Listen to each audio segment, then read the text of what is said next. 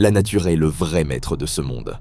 Au sommet du volcan Fuego, au Guatemala, une éruption illumine la nuit de foudre volcanique. Des éclairs jaillissent des cendres, comme si le ciel lui-même répondait à la terre.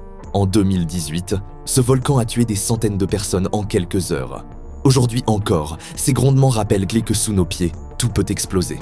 En mer, une plateforme pétrolière encaisse des vagues de 30 mètres. Le métal géant tangue, plie, mais ne commande rien. Le vent à 200 km/h dicte ses lois. Pour l'ingénierie humaine, c'est un test de survie. Pour l'océan, juste une humeur passagère. Plus au nord, l'Islande ouvre une fenêtre sur l'enfer. À Geldingadalir, la lave bouillonne, jaillit, respire. Des drones s'approchent, fascinés par ce cœur incandescent. Mais même la technologie fond devant une nature en fusion. Dans les airs, un pilote filme une tempête depuis 37 000 pieds d'altitude. Les éclairs dansent entre les nuages, sculptent l'obscurité.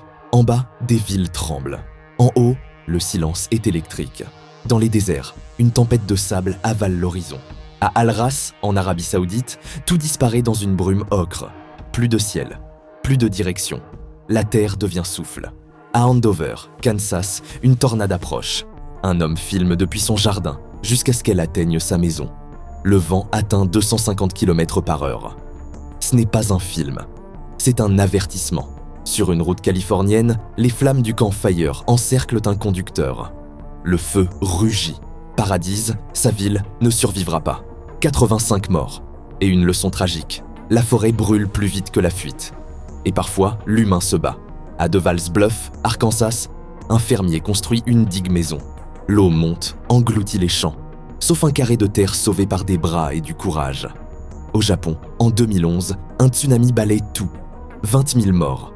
Une ville avalée par la mer, et le souvenir que même la terre peut plonger.